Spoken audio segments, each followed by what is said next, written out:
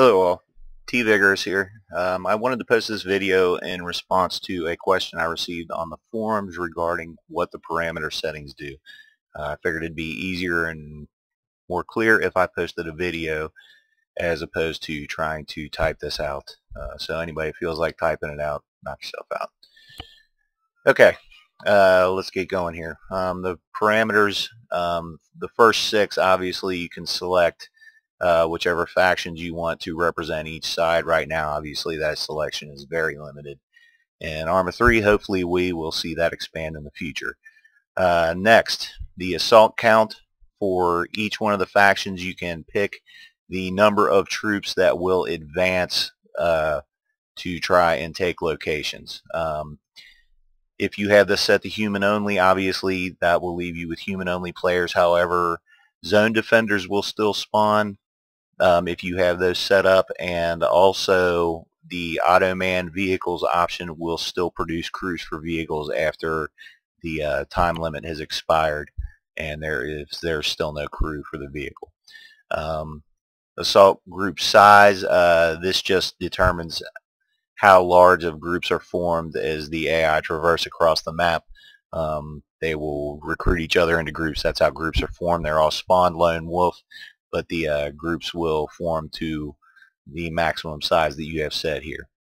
No groups just means they'll all go lone wolf. Okay, defense groups per zones. If you have this option set to anything other than disabled, each zone to remain under control of a team has to maintain some kind of a presence in that zone. So while you have defense groups active in each zone, after a 20-second time period, I believe it is, I can't specifically remember what I coded in there, you have to take control of a zone. After that time period elapses, it will spawn a defense group or whatever number of groups you set here, and they will also spawn per group however many soldiers you set here. So in other words, in this particular configuration, 1 defense group per zone with 4 members in that group.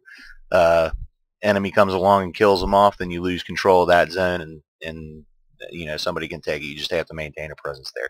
Player group size should be self-explanatory. This is the maximum number of players or AI you can recruit rather into your group. This also includes players if you have joined each other, which I sad to say is not working really overly well right now, but anyway, the option is there if you want to try and use it.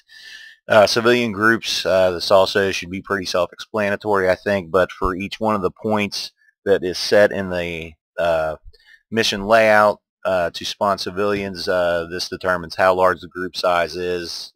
Civilians basically just spawn at that point and wander around looking lost the way they always do. No groups is just 1 civilian per point, and disabled will give you no civilians, which is a good option if you want to try and maintain a higher frame rate on your server and more efficient operation of the mission itself. AI skill level, again, pretty self-explanatory. You can either have them stupid or pretty doggone skillful. I found that the AI in Arma 3 is ridiculously accurate and quick to acquire a target and blow your brains out. So, you know, it's up to you. There's been a little bit of debate as to how effective this setting is, but you know, it's there if you want to tinker with it. The AI target select, what this does is modifies the number of targets the AI will consider from their random selection when they decide which target to advance to. So basically, if you were setting up a map and you wanted to have more of an advanced and secure type of scenario, you could set up a linear point layout and then set this to 1, and that means they will only consider the nearest target to them, which would obviously be the next point in a linear layout. On larger map layouts, you can have them select more targets.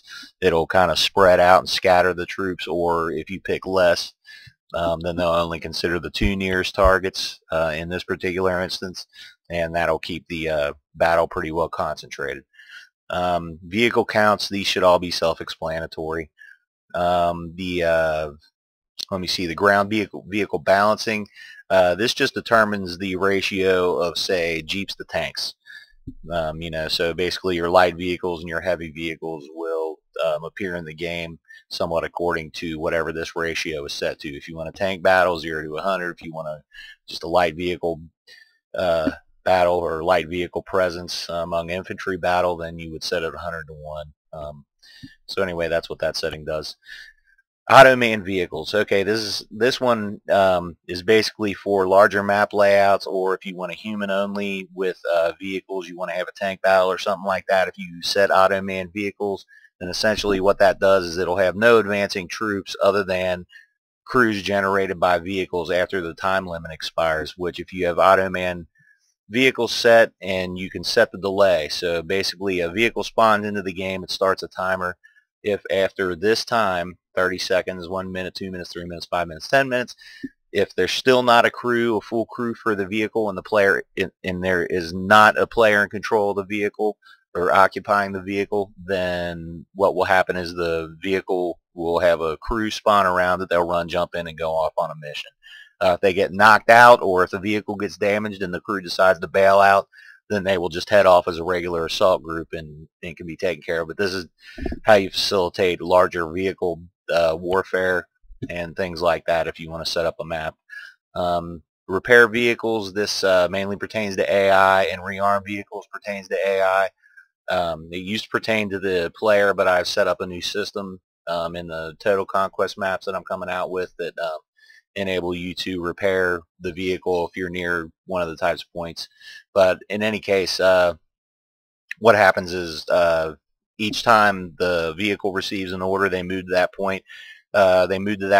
And successfully complete their traversal of the map to whatever their target was, then it automatically repairs and rearms the vehicle. That way they can move on. It kind of makes the vehicles more relevant as far as the AI controls, and makes them less likely to run out of ammo and blah, blah, blah. Use bases. If you have this setting disabled, it will operate almost identical to, say, a battlefield in the traditional original conquest mode. If you use bases, I have predetermined points that have to be set up within the init file.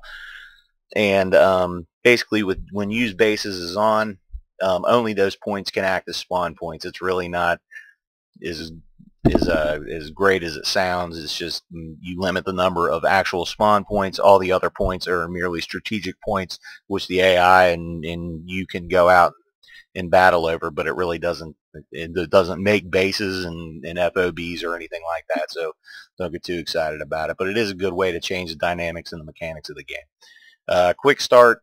All this will do is, among available spawn points, for example, if you have 5 bases set up in the editor and you enable quick start, then all 5 bases will be selected, otherwise only startup points. If you decide not to use bases and have quick start on, it will randomly pick and distribute the points among all 3 teams so that everybody has as close to an equal amount of points starting the game as possible. Starting time, self-explanatory. Just the time of day. Starting weather, since they've got the weather system hosed right now, and you can't do anything as far as instant weather changes and still be able to sync it up across the server to the best of my knowledge, then they pretty much screwed up the weather system. Even though the new weather looks awesome, it doesn't operate the same way it did in Arma 2, and therefore I've disabled this pending any further developments regarding the weather system. So all the maps are going to have to be set with a hard type of weather. In other words, a static weather system. You can use the changes in the game. In other words, you can use the forecast weather and whatnot, but it's not going to be anything like it was in Arma 2. Tickets, this would be exactly, or I'm sorry, tickets and time limit. Time limit, essentially you can set the match to a hard limit. Whoever has the least amount of points, or the most points remaining at the end of the time limit, wins the match. Tickets, this is exactly like what you might find in a battlefield scenario. Basically, last team with tickets remaining wins. Yay.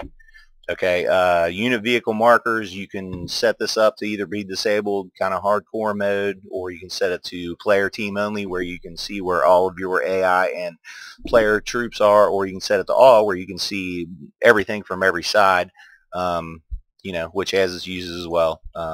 CP ceiling, this is something I did to facilitate vehicular aerial combat. and still be able to capture zones. Basically, you can create a big map layout like in Takistan using using just the airfields north and south. And if you set this, whatever you set this to, the airplane and aircraft or helicopter will have to be within that limit of the ground, and they can capture a zone. Obviously, if you want to keep it infantry capture only, then you set it to 10, 20, or something like that.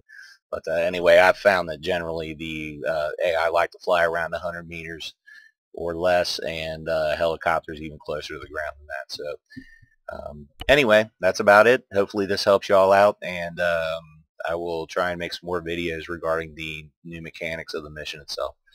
Thanks. Bye.